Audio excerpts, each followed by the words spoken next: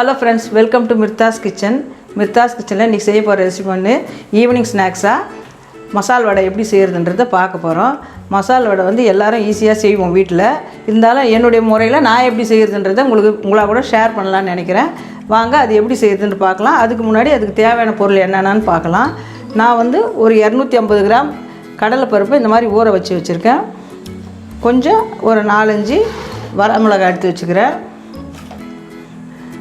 ஒரு பட்டை, கொஞ்சம் பூண்டு நசுக்கி வச்சுருக்கேன்.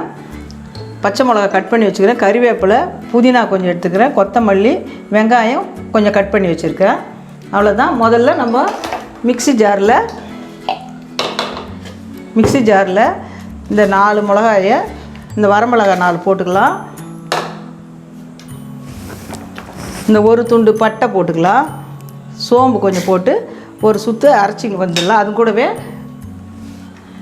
ஒரு பிடி அளவுக்கு கடலைப்பருப்பையும் போட்டு நம்ம அரைச்சி எடுத்துன்னு வந்துடலாம். வாங்க இதை அரைச்சி எடுத்துன்னு வந்துடலாம்.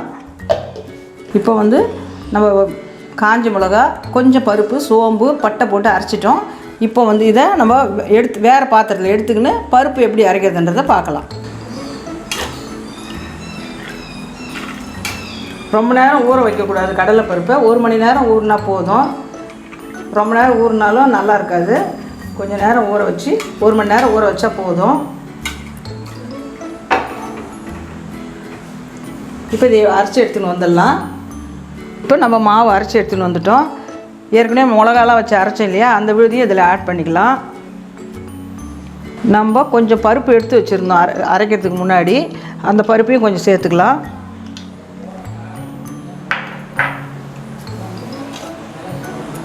அது கூடவே நசுக்கி வச்ச பூண்டு நம்ம போட்டுக்கலாம். இஞ்சி இதுக்கு சேர்க்கக்கூடாது. இஞ்சி, லவங்கப்பூலாம் சேர்க்கக்கூடாது. அதெல்லாம் போட்டால் வாசனை வந்து வேறு மாதிரி ஆகிடும். அதனால் அது வந்து நம்ம போட வேணாம். பச்சை மிளகாய் கொஞ்சம் ஆட் பண்ணிக்கிறேன். கறிவேப்பிலை கொஞ்சம் போட்டுக்கிறேன். புதினா கொஞ்சம் போட்டுக்கிறேன். புதினா இருந்தால் போட்டுங்க, இல்லைன்னா கூட பரவாயில்லை. கொத்தமல்லி கொஞ்சம் தூவிக்கிறேன். இது கூடவே இதுக்கு தேவையான அளவு உப்பும் ஆட் பண்ணிக்கிறேன். ஆட் பண்ணி இந்த மாதிரி பிசைஞ்சிக்கலாம்.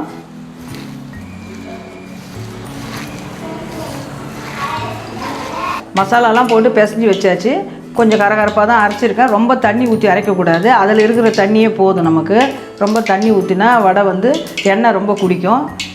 அவ்வளோதான். இப்போ நம்ம எப்படி வடை தட்டுறதுன்றதை பார்க்கலாம்.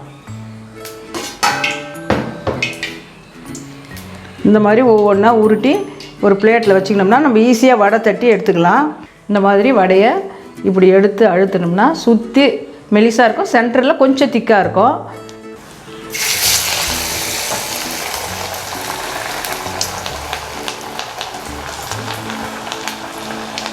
இந்த மாதிரி எடுத்து போடணும். இந்த மாதிரி எடுத்து தட்டி போடணும். பார்த்து எண்ணெயில் போடுங்க. நிறைய எண்ணெய் இருந்தாக்கா நம்ம ஒரு 10 கூட போடலாம். நான் கொஞ்சமாக போடுறதால ஒரு 4 போடுறேன் நான். இந்த வடை வந்து சைட் டிஷ்ஷாக எல்லாத்துக்குமே நம்ம யூஸ் பண்ணிக்கலாம். சாதத்துக்கு, தயிர் சாதம், எங்கள் டிஃபனாக கூடவும் சாப்பிட்லாம். சாதத்துக்கு, சாம்பாருக்கு தொட்டுக்கும் வச்சுக்கலாம். நம்ம எதுவும் காய்கறி செய்யலைன்னா 2 வடை வாங்கியாந்து கடையில் வாங்கியாந்து கூட நம்ம சாப்பிட்டு சாப்பாட்டை முடிச்சிக்கலாம். அதே மாதிரி திடீர்னு கெஸ்ட்டு வந்தாங்கன்னா பருப்பு ஊற வச்சா ரொம்ப நேரம் ஊற வைக்க தேவையில்லை. இது உடனே செஞ்சு கொடுக்கலாம். நம்ம எங்கன்னா ஊருங்களுக்கு போனோம்னா டீ கடைங்களில் வடை சுடுவாங்க. இந்த மசால் வடை அவ்வளோ வாசனையாக இருக்கும். அப்போ வந்து எப்படியோ அவங்கள்ட்டவங்களும் நம்ம வாங்கி சாப்பிடணும்னு ஒரு ஆசை இருக்கும். தெருவில் ரோட்டில் போனால் கூட அந்த வாசனையை பார்த்து ஒரு சிலர் கையில் வாங்கி பேப்பரில் வச்சுன்னு சாப்பிட்டுன்னு போவாங்க. அது மாதிரி அவ்வளோ டேஸ்ட்டானது இந்த மசால் வடை. எல்லாருக்கும் பிடிக்கும் இது. இதையும் எடுத்துடலாம். இதே மாதிரி நம்ம இருக்கிற மாவையும் சுட்டு எடுத்துக்கலாம். நம்ம மாவு மிச்சம் ஆனால் கூட நம்ம கொஞ்சம் நேரம் ஃப்ரிட்ஜில் எடுத்து வச்சுக்கலாம். ஒன்றும் கெடாது. மறுநாள் செஞ்சு சாப்பிடவும் ஈஸியாக இருக்கும். பிடிச்சிருந்தால் லைக் பண்ணுங்கள். உங்கள் ஃப்ரெண்ட்ஸுக்கெலாம் ஷேர் பண்ணுங்கள், கமெண்ட் பண்ணுங்கள். மிர்தாஸ் கிச்சனுக்கு மறக்காமல் சப்ஸ்கிரைப் பண்ணுங்கள்.